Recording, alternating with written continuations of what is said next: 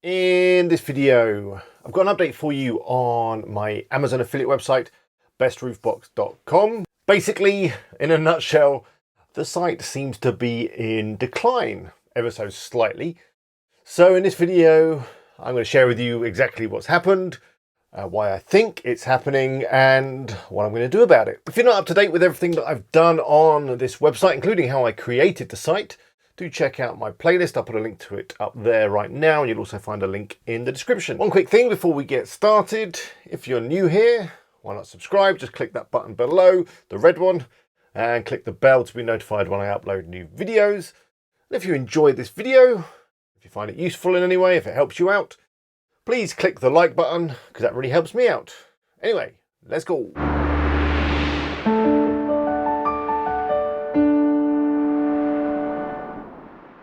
Hello, it's Alex here from WP Eagle. Hope you're all well. Let's start by looking at the numbers. Let's see where we're at with the site. Let's start with analytics. I'll put them up on the screen now. And yeah, as you can see, traffic to the site is down. I'm comparing the numbers with last month, and it's down 8.8% with just 20,910 users visiting in August. That's obviously equated to less page views as well. We had 36,710 page views, which is down nearly 20% on last month. If I drill into the traffic sources, you can see that organic search is down 12%, which of course is one of the main sources of traffic to the site. If we take a look at the Google Search Console to get a bit more detail on exactly how well the site is performing in Google Organic Search, we can see that basically all the metrics are down slightly. Clicks, impressions, click-through ratio, and the position has also slipped a little bit too. In terms of the effect that this downturn in traffic has had on earnings, well, let's start with Amazon.com. I'll put the figures up now. We can see that in August, the site earned $865.99. If we take a look at the Amazon.co.uk earnings, that was £167.04. which at the current exchange rate is $219.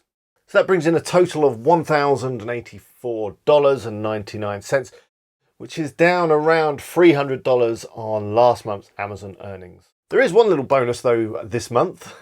I got an email the other day from Amazon in Canada. They were basically asking for some payment details because they wanted to send me some money. So I logged in. I'd forgotten completely about Amazon Canada. And, well, yeah, there was some earnings. Take a look. So as you can see, there was 304 Canadian dollars in there that the site had generated. Now, that figure is for the entire year, but I'm going to lump it all in with this month just so that this month looks a little bit better. If we convert those Canadian dollars into US dollars, it works out around 232 US dollars. So if we add up all those figures, we get a grand total from Amazon of around $1,317. So Amazon Canada came in there and saved the month a little bit, although it was still down around $100 in total on last month. Let's have a quick look at the AdSense revenue, and well, that's down as well. Not that it was ever that much, but for August it came in around $20. So what on earth's going on? Well, there's a couple of things that I think are affecting the site. If we look at analytics and take a look at the landing pages, we can see that most of the top performing landing pages aren't performing as well as they were.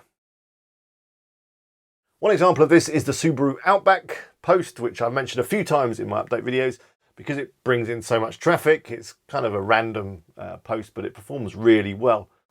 So I went over to the post to have a look at what was going on and see if I could improve the post in any way. And well, I found a few problems when I started reading through it. The first was there were some links in it that were inaccurate. They were basically talking about cargo boxes and linking off to cargo bags. And when it came to recommending products for the Subaru Outback, the majority of them weren't in stock over on Amazon. They were just unavailable. And yeah, basically it had a few problems. It wasn't a particularly good article. So I decided to rewrite the article. I've updated all of the products with products that are actually in stock and available to buy on Amazon. I've rewritten part of the article that wasn't particularly good, and yeah, just basically refreshed the whole thing. And this wasn't the only post that had a few issues in terms of the products that it was recommending. There seems to be a bit of a supply chain issue with the Thule roof boxes, which are very popular roof boxes and ones that I recommend in a lot of my content. And yeah, a number of them have very long lead times or are just simply unavailable. So what I'm going to do is I'm going to start going through all of the most popular posts and just updating them with the latest products, with products that are available, and just making them a bit more useful, because what use is an article if it recommends a load of products that aren't actually available to buy? It's not useful to the people looking to buy roof boxes, and it's certainly not useful to me as an affiliate in terms of making any money. Another possible issue is that I haven't been adding any fresh content to the site recently. And I'll explain why not in previous videos. Basically, I don't want to spend too much more money on the site. And although I don't think this is a kind of big factor, I don't think you need to keep adding content in order to keep a site going, because I hear from other affiliates that haven't worked on sites for months and months and months, and they're still maintaining good traffic levels. But while I was looking around for roof boxes to replace the roof boxes that are out of stock, I found a few other products that I've not seen before. For example, white roof boxes. And that gave me some ideas for new content. So while I was editing the Subaru article, I quickly wrote some more articles, including one around white roof boxes. So I am slowly drip feeding extra bits of content to the site, and it's actually content that I've written myself, which is a bit of a first. So that's the action I'm going to be taking on the site to hopefully bring it back round. At least by adding some products that are in stock, I'm hoping that I can improve the conversion rate on the site, even if the traffic is in decline. If I can get more people to buy, then hopefully I can maintain a good income from the site.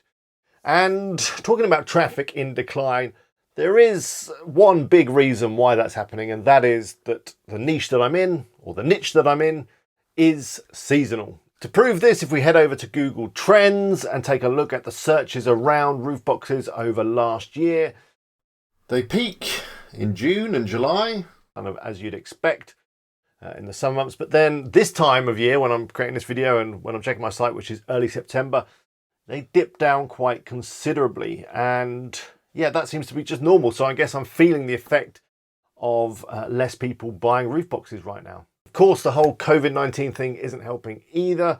There's more lockdowns going on at the moment, so maybe people aren't thinking about going on holiday or going on road trips or any of that stuff. They're just thinking of staying at home and staying safe. Of course, that's very hard to measure, but I'm pretty sure that is having an effect on the site. The good thing is, though, is that Google Trends shows that searches increase again around Christmas. So yeah, I look forward to seeing what the site does in December. Now, having a seasonal niche isn't necessarily a bad thing. In fact, I think most niches have a certain degree of seasonality to them. The weather and what people are doing is going to have an effect on what people are buying. And I don't think it's something you should particularly worry about. One thing you can do, of course, to kind of keep earnings consistent is have a portfolio of affiliate sites in different niches with different seasonality. And that way, when one's down, hopefully the other one will be up. So there you have it. That's what I think's going on. It's probably mainly down to seasonality, but I can definitely do some work on the site to improve the content that I've got and kind of promote some products that are in stock. That would certainly help my earnings. Now, regulars on the channel will know that I was actually preparing to sell the site. But now I think I'm going to hold on to it for a little while longer. I'm going to try and make it better by doing the things I've just talked about. And then I'll think about selling it. Although, 1 month taken, on its own is not what buyers do. They're going to be looking at earnings over the last 3 months, 6 months, 12 months, and that kind of thing. But yeah, I think I can make the site better before I kind of put it up for sale. So that brings us to the end of this video. I'd love to know how your sites are performing. Are they on the up or are they in decline? Let me know in the comments. I do read all the comments that I get, and I'll try my best to reply to as many as I possibly can. If you're not already subscribed, you can do so by clicking on my face. Want to check out the vlog channel? Click on my other face. And here are a couple more videos. They've been chosen specially for you. Until next time, bye for now.